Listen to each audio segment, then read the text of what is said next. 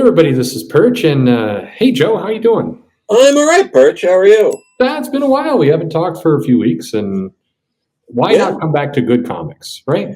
yeah, exactly. And we thought, since there hasn't really been a good Captain America comic in a few years, we talk about some Captain America comics. I'm love it, and I think we're going to hit one of the. It's funny rereading this. First of all, super enjoyable, but Yes. I'm also struck by what a good marketing kind of approach this was for the company. We could talk about that in a minute too, but Oh, yeah. we're talking the Bloodstone Hunt, 6-part series. Yeah, with Mark Grunwald and Kieran Dwyer. And Kieran is just. I mean, you mentioned it when we were getting ready to read this, but he's really good in this. Yeah, Like he's so good. I mean, that might be some of the best. When it's Mark and Kieran doing this book, this is just some of the best Cap you're ever going to get. Now, as I recall, this is Captain America 357, and they went bi-weekly for the Bloodstone Hunt. As I recall, they went every 2 weeks. Yes. And what's interesting about this, just kind of in framing, we'll get to the story, but this is when you have to appreciate companies, publishers doing smart things because there's so little of that these days. Yes. The comic does an interesting bit where they're going to put some marketing and some hype for the summer for this bi-weekly event. And not only does it conclude a storyline that had been running in the first issue, but when the Bloodstone Hunt ends, you do get a conclusion to that story, but it very quickly takes you into the next story. Yeah. They return to monthly. And that's just smart planning in that you get a bunch of attention on the book, you ship it every other month, you have a nice trade dress on the front, you're getting more people jumping into this who weren't Captain America readers. Yeah. And then when you hook them, you immediately dive into a cliffhanger, into a new story to keep them as readers. It's like, this is smart planning. Yeah, it's really smart. And this is right in, was this 1980, like the summer of 1989. Yeah. This is a good time for Marvel in general. Absolutely. A lot of good things going on. And so, yeah, the comic itself is great. The storyline is great, but there's so little good actual planning and asset management. I mean, all these boards, yes, the publishers don't work this way anymore. It was smart. Yeah, it was really smart. And yeah, like you said, the trade dress was very distinct. It doesn't look like any of the issues before or after it. Mm-hmm. They add the bloodstone. It's a very specific for the event. Yes. And you get part 1 of 6, and then you go through the 6 issues.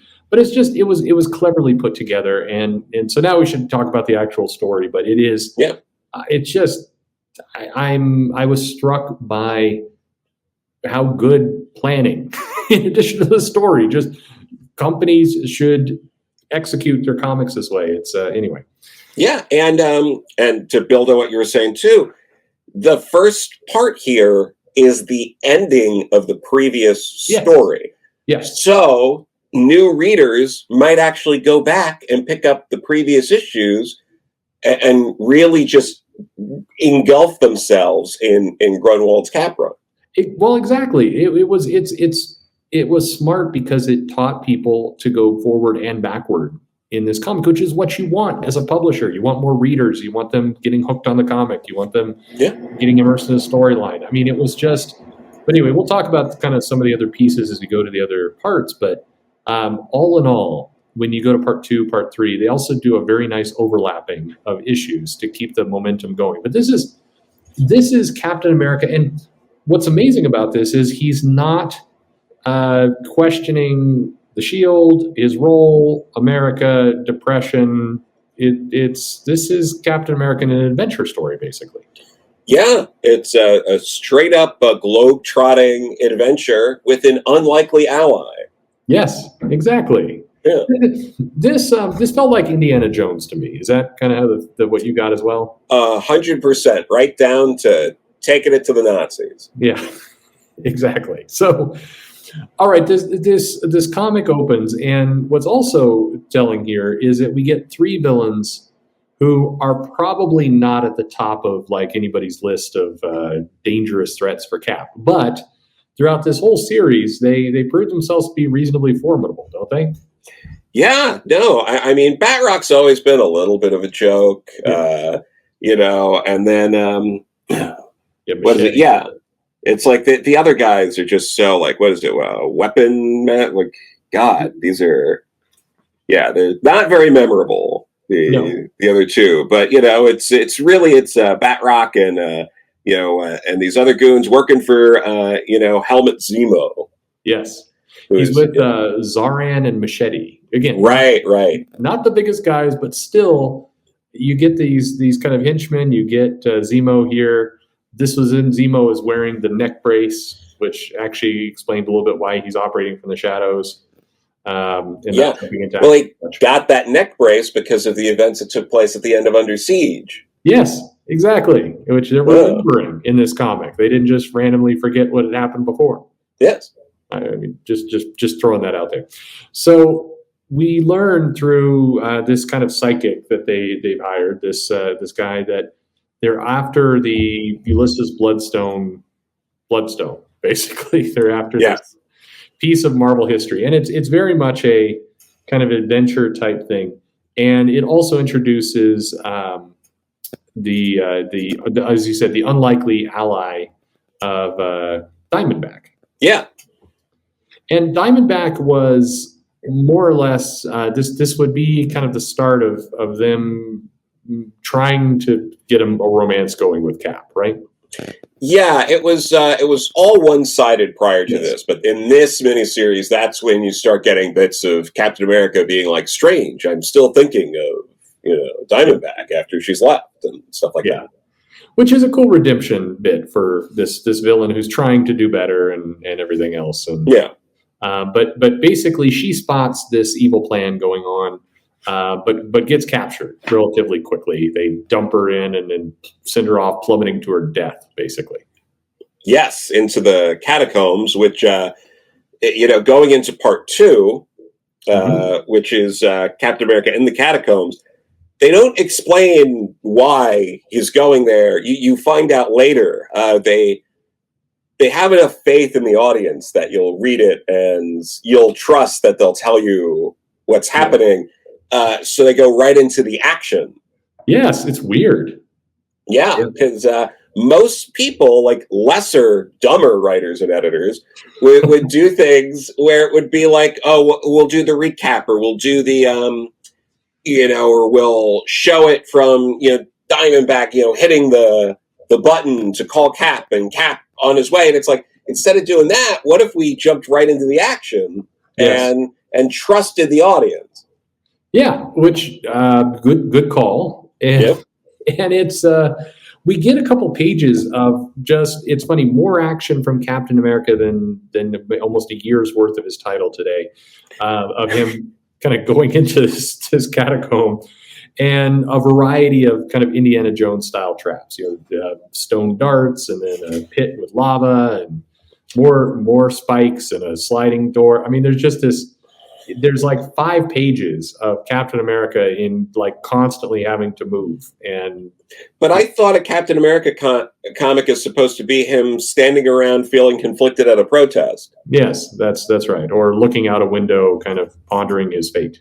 Yeah. So is it even a Captain America comic? If that's I'm not even sure. Yes, Captain America just is basically awesome for about 6 pages. Yes, doing some cool stuff, and just he's going off to save Diamondback here. Who and you know, then that's where, as you say, they mention, it's like, hey, I hope you got the transmitter. That explains the beeping. It recaps a little bit of what's going on. And Captain America, I like how he quickly ascertains that he should grab the skull of Ulysses Bloodstone. I don't know why that's funny, but he's like, I'm just going to take this skull with me. Yeah, because he's like, oh, well, the way they write it off in the comic is like, it'd be too much to just take the whole skeleton. That'd just be weird. So I'll just grab his skull. Yeah. I mean, you know, who can cart around a whole skeleton? Exactly. But I also like the fact that they kind of reintroduce the Marvel Universe and others to Ulysses Bloodstone, the Monster Hunter. They're not but they do it as they go. The entire series is a lot of movement and action. When Captain America sits down at the computer, that's like 2 panels and he's moving again. Yeah, no, it's he doesn't even have time to check out the new ship that he's going to be with. Was it John Jameson? Yeah, is going to be helping him. Who you Marvel fans might know is not only J. Jonah Jameson's son, but Werewolf by Night at one point, perhaps foreshadowing Capwolf later on. Yeah. Oh, there you go. I hadn't made that connection. Okay, very good. Oh, see? Yeah, nice. I like that, again, as they're moving, they're doing the recap. So we meet Jameson. Rather than sit there and have several pages of explaining who he is, they just get right on the jet, they take off, they're flying all around, and then Cap manages to have this very quick conversation about, not like, say, you're Jonah Jameson's son, aren't you? Tell me about, like, they don't do any of that. Instead, It's almost a joke of, so did you mention to your father you were going to work for the Avengers? I can't imagine he was thrilled. And Jameson's like, it's mostly Spider-Man my old man has a problem with. And then they just keep going. Like it's... Yeah, well, he says something along the lines of, no, he said something nice about you once. Yeah. I like that. I just like... And then immediately into let's parachute out of this plane. And Diamondback doesn't know how to do it. Now, this is the beginning of her costume getting subtly shredded throughout the entire series. Yes. she just... It's amazing there's anything left at the end. But oh, yeah. We even get a little bit where she's mentioning that she was in Australia with the X-Men back from the annual. So it's like everybody's remembering each other's comics in this. Yeah, it's pretty crazy. But we go through these catacombs, fly to this jet, we get to this jungle, there's a temple there. This is one issue. Yeah, one issue. One issue of a comic. And it's shorter than a normal issue because there's a backup. Yeah. But we'll get to that in a second because they get to the temple and then it gets really Temple of Doomy. Right. So they basically get kidnapped along with Zemo and the henchmen. Yes. Strapped to this wheel. And again, they're doing this thing where the kind of the last panel of the previous issue becomes the first page of the next, which is really all the recap you need. But it just keeps the action moving. And to be clear, he used that skull cap to create some kind of device that can track the Bloodstone. Yes. Because basically this Bloodstone was shattered into 5 pieces. So they have to go around the world and find the 5 pieces to activate it to do a thing that we're not sure yet. Yeah, exactly. We don't know what's going to happen with this, but it's basically, I mean, this is the quest. And we're learning about it as we go. Cap and Diamondback get kidnapped. Again, Kieran is just killing it with the art all over the place. Yes. Just very detailed expressions. Cap is struggling to kind of get out of the bonds. He's trying to be heroic. He finally breaks free and manages to save Zemo all at the same time. And then Cap just basically with a spear has to take out everybody. Yeah, and right before that, the each of these issues, when we get to part 2 through 6, in part of the marketing, part of getting people into this, they're the backup stories. They're 5-pagers that have U.S. Agent, Scourge, and the Power Broker. Yeah, and Vagabond. Right. All these characters that were all coming to prominence in Grunwald's run. And really fleshing it out. So if you're getting in now, you might be like, oh, who's this U.S. agent? Who's this, the Power Broker? Who's that? Scourge, did I miss that? Or like, oh, I remember Scourge from, I was reading, Fantastic Four and Scourge showed up to kill someone in that one issue. So, oh, it's that guy. Oh, let me find out more about this. Like, really, again, it's just so well crafted. No, it really is. It's well put together, and it is.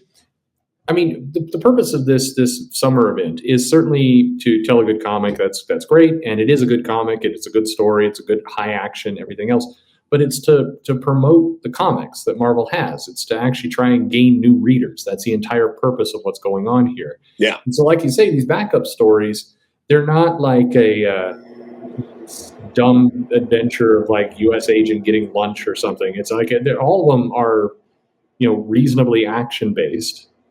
They're all kind of have connections to previous issues. All of it serves as a way to advertise what Marvel's doing with this Captain America run very effectively. Yeah. And people who read this want to go read more. So as you're going through this Captain America comic and the main story, which again is we've got Cap fighting this whole band of kind of natives here. And we get once again like 3 pages of him just doing various things. Oh, yeah.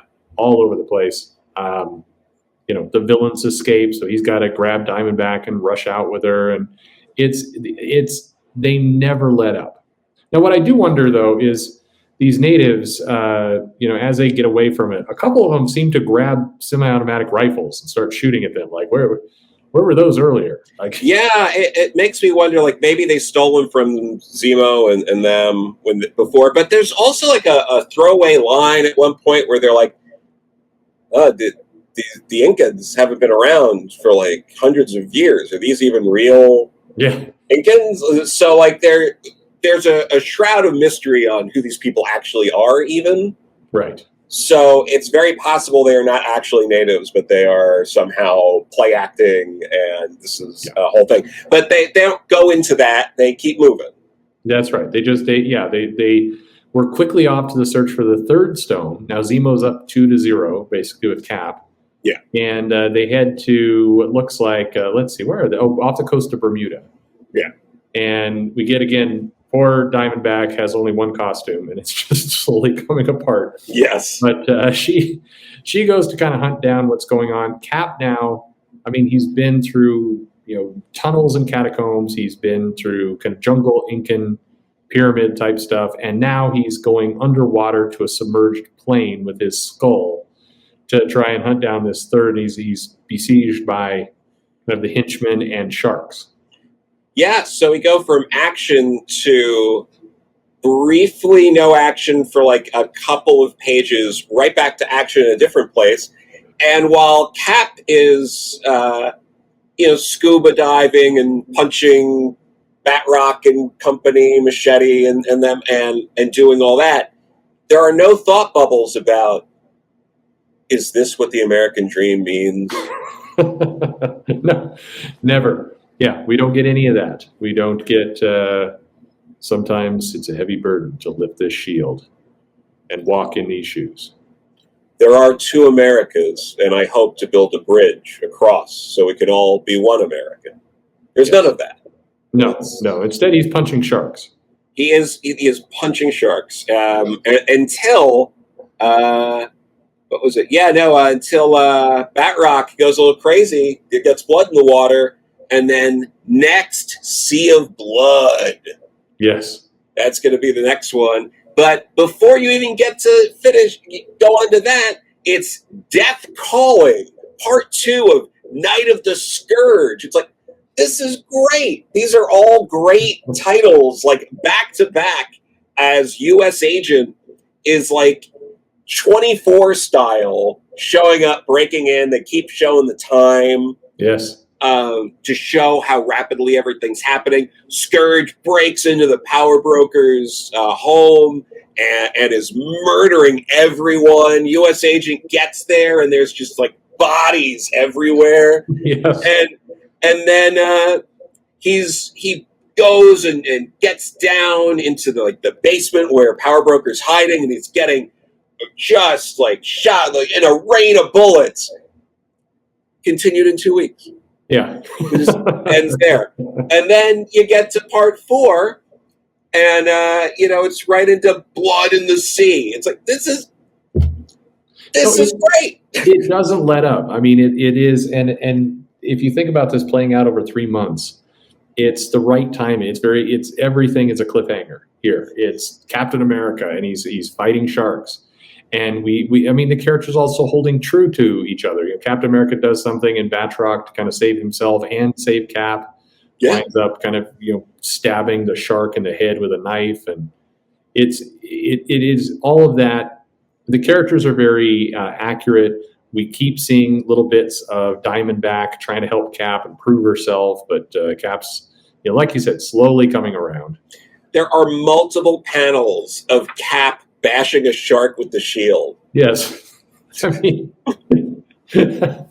again, it is no him driving his motorcycle down a lonely street while leaves fall in the background, pondering his place in this new world, because he was frozen in ice for a period of time and maybe he doesn't belong. Instead, we just have to get him punching a shark in the face with his shield. Yeah, multiple times. Yeah, multiple times. So I cannot stress enough that it happens multiple times. Well, we have we get about 8 pages of this underwater shark fight with the sharks and Camp having to bash them and Zemo and skeletons underwater in this plane. I mean, it is great. And then we get Diamondback going like one-on-one for a second there with Zemo. Yeah, and getting the upper hand on him for a bit. Yeah, until the psychic that they're with, Microbrawn or whatever his name, he just shows up with a gun. And then, you turn the page. Cap's punching a shark in the face. There were a lot of animals harmed in the course of this series, actually. Oh, so many. Yeah. And there's all the senses of betrayal. The others with Batroc think he's gone soft because he's like too willing to help Cap. So we're getting tension in the ranks. Yes, because Batroc has his honor, even though he's a villain. But it does. Diamondback is able to kind of defeat the little psychic guy that's there through some trickery, and then he basically there's a kind of back and forth. But Cap winds up with a couple of the stones. Zemo, I think, winds up with one of them. And basically the tables have turned, and Cap makes a quick getaway, once again carrying Diamondback up.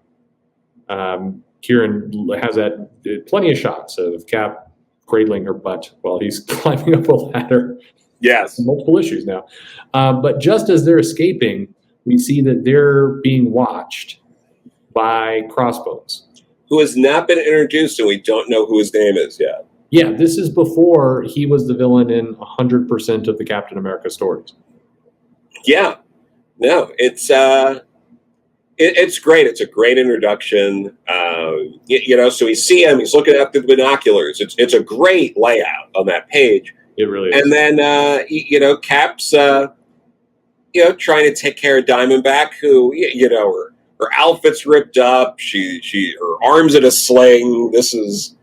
She's really taking the brunt of this, while Cap's outfit looks great.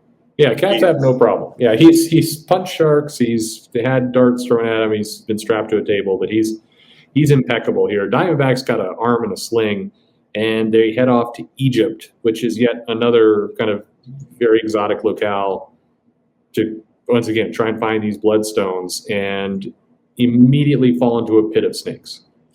Yes. So you got that, followed immediately by, U.S. agent just getting a bunch of bullets shot at him in the backup, blowing up stuff. Scourge, pretty dead set on trying to stop U.S. agent. Yeah. So it's a lot of pages of a lot of shooting and blowing up and explosions. And leading up to an explosion to get into this sort of safe room that the Power Broker and Vagabond have. Mm-hmm. Lots of explosions. And then you get right into the next issue, which is part 5, and there's all sorts of snakes on the cover, but there's also a mummy. Yeah, we've brought in the living mummy at this point into the Captain America story. So yes, we get again some nice pages of Cap having to kind of save Diamondback from being eaten by snakes, throwing her back up, trying to help, and she winds up kind of saving him. Yeah, even though she dislocates her shoulder in the process. Yes. But it is we're seeing Captain America really kind of come around to, hey, she's hanging tough. She's trying her best. She is. Her outfit's in tatters.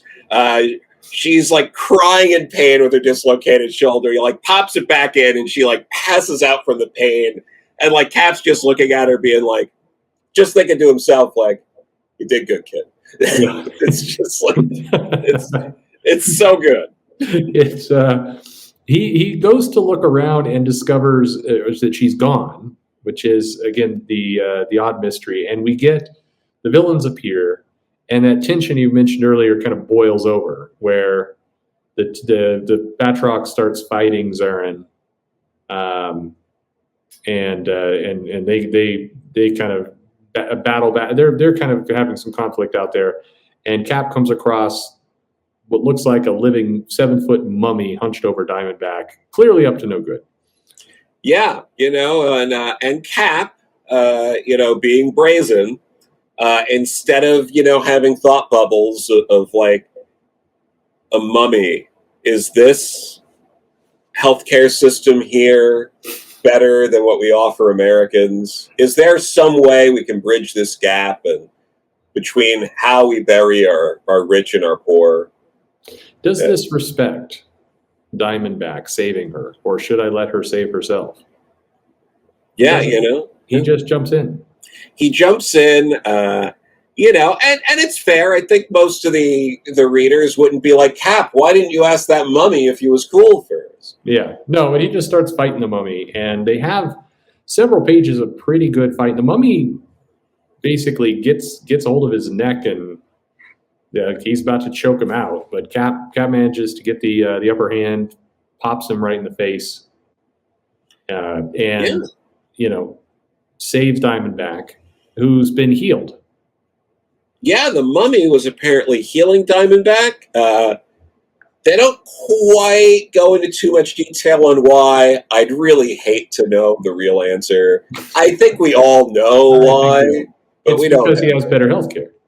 Exactly. Again, this is, ancient Egyptian healthcare is better than current American healthcare. How is this the American dream? The flag has failed us. Yes. So no, they don't actually go into that bit, but yes, he's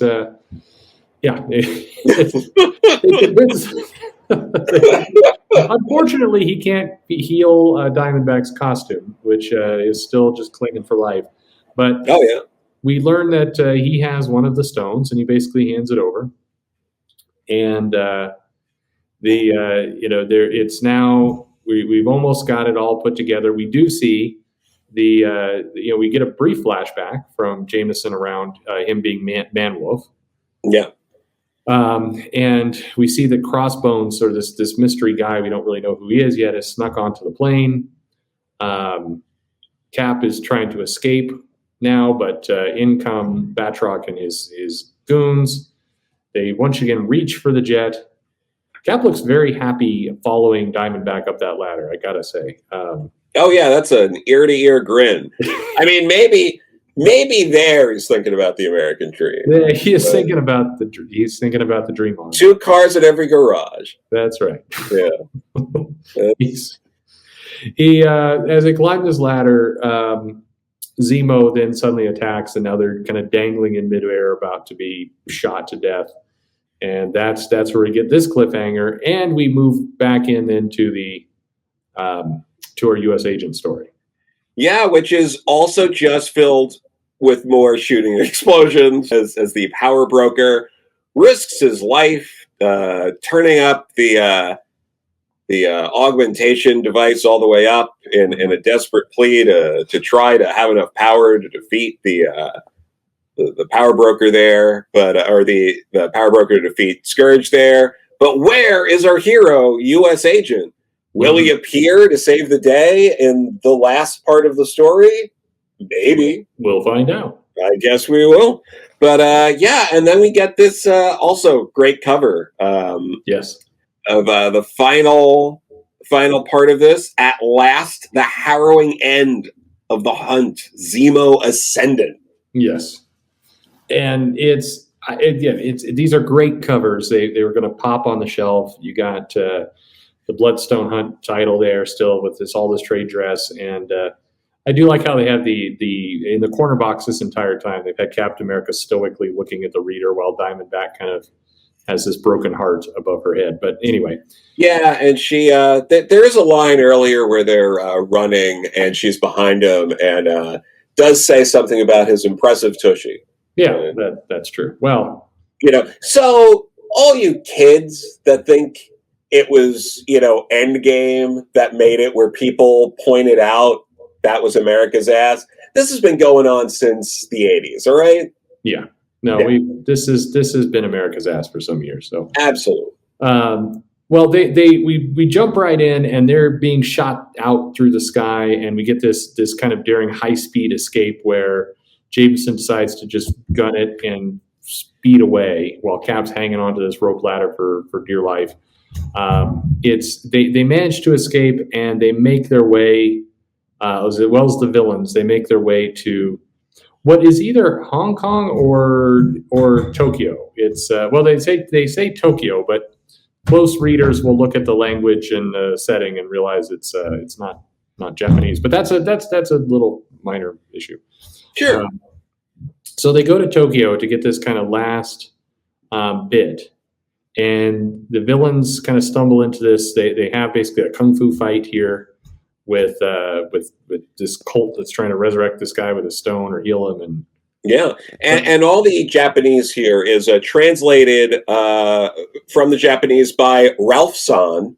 Yes. Ralph Macchio is the editor on most of this, and you probably wouldn't refer to yourself like this today if you were doing notes in a comic. But hey, yeah, why not? It's a time capsule.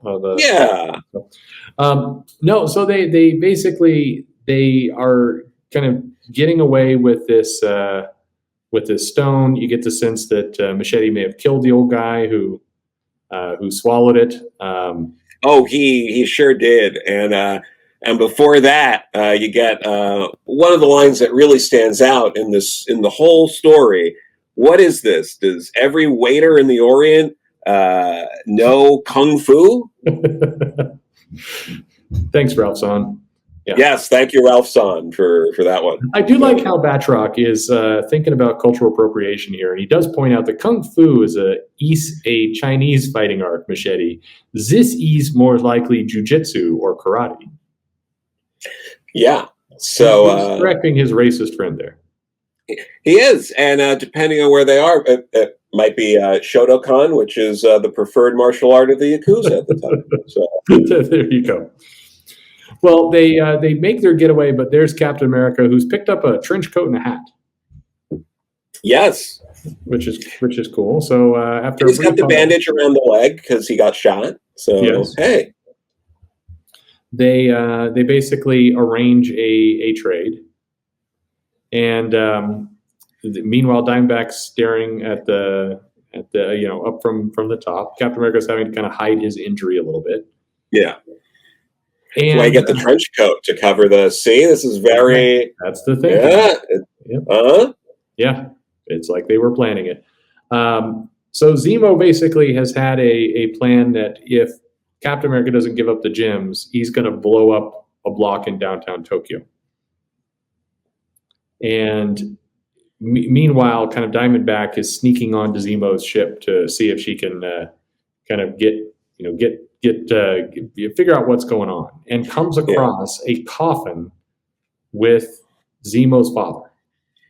Yeah, and that goes again back to Under Siege. A lot of the whole reason that Zemo, Helmut Zemo, wanted to do that to the Avengers was to avenge the death of his father, right, that he blames Captain America for. And before we continue, you have experience with Japan and all that. Like, would someone say downtown Tokyo, or would they refer to a specific, or would it be like, we'll blow up a block in Shibuya or something? Yeah, I think they'd go with the district. Like what a block in down. What is downtown Tokyo exactly? I'm not sure what downtown Tokyo is, but I don't think that's a thing. But like yeah. Shibuya would be the happening Shibuya, spot. Shinjuku, yeah. Oh, Shinjuku. I guess like the military bases around Roppongi or close. All the strip joints around Roppongi, yeah. Yeah, well, Yeah. threaten, not that I would know. I mean, threaten Roppongi and you take out a lot of politicians, right? That's right. Yeah. Well, you could take all the Gamergate nerds if you hit Akihabara. So. Oh, that's true. Yeah. So anyway, they they barter back and forth, and we see that basically the Bloodstone fragments have reunited on Zemo's Heinrich Zemo on his head, and he has been resurrected and restored, and also has basically Bloodstone power, and he starts talking about he starts unleashing the Hellfire Helix. And Son Zemo is kind of dismayed by all this. Yeah, and this is really well done. Like this, Heinrich Zemo looks pretty scary. Oh, yeah. And the lettering here, makes him sound like demonic. It's supposed to be like an old god or something like that. But they set this up in the first part where it's like this was, this gem was part of this like evil ancient Cthulhu Lovecraftian type god thing. Yes. Yeah. And it's apparently taken over the body of Zemo, and he's about to just rain some shit down on everybody. But as this is going on, so Crossbones has jumped Diamondback on the plane and basically punches her in the face. Yeah, he is really brutal. Yeah. This is a setup. I mean, this is back when Crossbones was being set up to be a pretty major villain, not the kind of jokey dumbass he is today. Yeah, it's a real shame because you read this and you miss, good writing with Crossbones from people that actually like care. Yeah.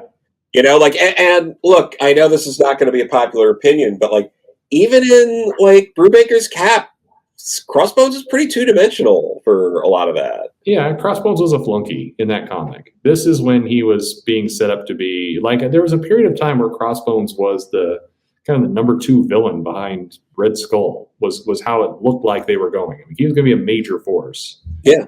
In Cap. And so you get this very, very spooky, very creepy, very good introduction of him kind of manipulating things behind the scenes. Meanwhile, outside, so he takes off with Diamondback, trying to salvage something from the mission. We don't know what that mission is. We don't know who's given him this mission, but he basically takes off.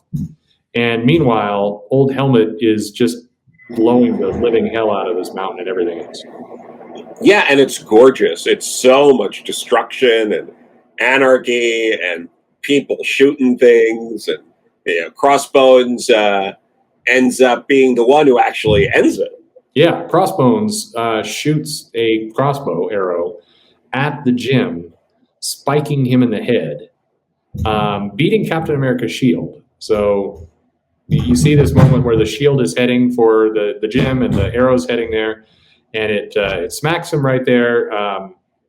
And the kind of the body of Helmet falls into some kind of pit that is there for some reason. And so does the sun. So does Son Zemo. Yeah. And Cap is clinging onto the edge, trying to save him. And instead of allowing himself to be saved, Zemo slips out of his glove and just dives down into the pit. Yeah, which is if you read Under Siege, it mirrors that. Yes. Yeah, it builds from the previous issue. But our Bloodstone Hunt story, the core story here, ends basically with Captain America discovering that Diamondback is missing. So the mystery of who also threw something at the gym to help stop things. He says the day may be saved, but 2 mysteries remain. So our story ends with 2 major hooks to keep reading.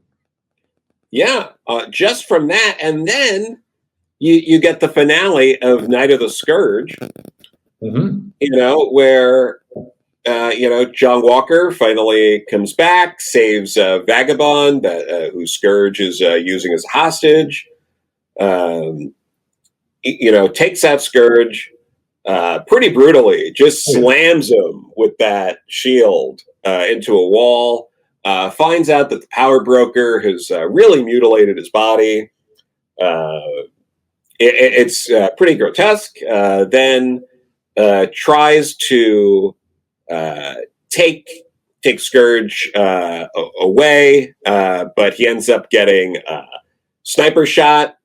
And there's this whole bit where John Walker decides, instead of taking him to get medical attention right away, he's going to look for who the sniper was first. Yeah. It's pretty great. Which it fits. I mean, it nicely ties into Walker's personality. It is a nice contrast between him and Cap. I mean, just the entire thing is constructed in such a way that you get a great introduction, like you mentioned, to these characters. You see how they're different. It's a full action story from start to finish. This issue would immediately go on. I mean, it didn't end here. This whole series was so incredible that I just kept reading. Yeah. And like we were talking about earlier, I mean, you get into finding out who Crossbones was working for. You get into the Acts of Vengeance crossovers. It doesn't let up. This series, and Kieran is just doing an amazing job throughout this entire thing. Eventually, Ron Lim would come in. And Ron Lim, he's great too. Yeah, he's doing a great job. This is, everybody is carrying a lot, but there's some really just great moments here, including the whole storyline with the Red Skull and Magneto ultimately coming. It's wonderful. But yeah, and that goes for multiple issues. I feel like people really focus on the one issue where they really slug it out. Yeah. But that Acts of Vengeance stuff, it's like 4 issues. It goes on for a bit. And then, not long after that, we're back to dealing with the Red Skull. We finally go back to, the House of Red Skull, which, that was years ago at that point, because that was issue 300. And this is like issue like 370 or whatever, where we finally get back to that, leads into Streets of Poison. Like, it is a nonstop just action comic in a way that I don't think most of the other Marvel books, maybe other than like David McElhenney and Todd on Spider-Man, were like keeping up. But even then, it was then, and then it moved on to Larson, I think, during around this time too. Yes. But yeah, it was.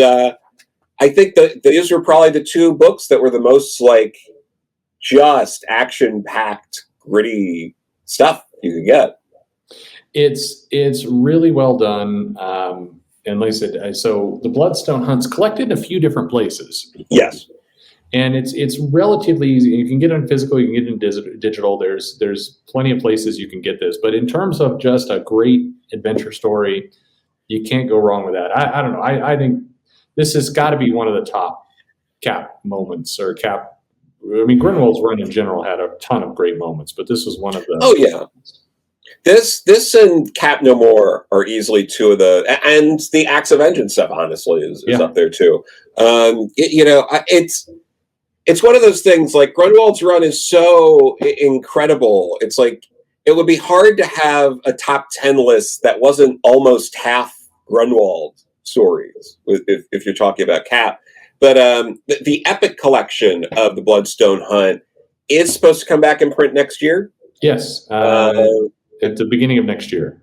Yeah, but there are a couple of trade editions that I think they're technically out of print, but you can still get them at cover or less. The individual issues, if you like that, they're not the hardest to find. No, they're not. They're not that expensive either. They did overprint to some extent this entire series because it was designed to be a marketing approach, and it was successul. And so I don't know. It's a great series. Go check it out for sure. And Joe, thank you very much. It's always nice to talk about good comics. No problem. No, this is great. Cap's great. Especially when you have someone like Grunwald and Kieran Dwyer working on it. So yes, if you haven't checked it out, check it out. Great fun, please. And for what it's worth, if you if you stick around with the issue and you get to issue 371, Cap finally goes out on a date with Diamondback, and they're interrupted in the restaurant by somebody called Trump. Oh, hey. No joke. So anyway, it's not the Trump you think, but it's in there. Anyway, Joe, thank you very much, and thank you everyone for listening. Yes, thanks.